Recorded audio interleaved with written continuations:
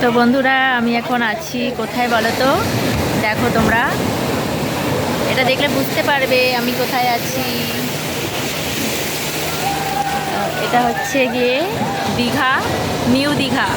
তো নিউ দীঘা আসার ব্লগটা তোমাদের সামনে আর দিইনি, কারণ আমি অনেকবারই তো দীঘা আসছি, পরপর ওই দীঘার ভিডিও আর দিতে ইচ্ছে করছে না।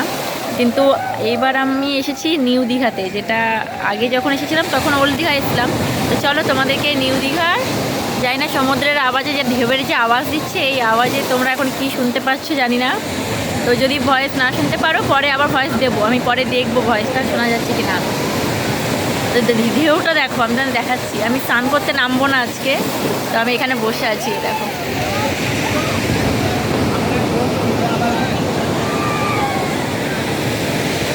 তো তোমাদেরকে আমি দেখাচ্ছি, দেখো মানে সমুদ্রের অবস্থাটা দেখো একবার। হ্যাঁ,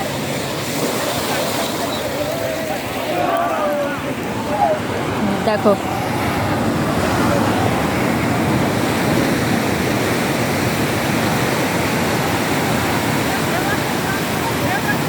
দেখেছো? এই দেখো ঢেউ, দেখো ঢেউ, এটা হচ্ছে সমুদ্রের ঢেউ, দেখো।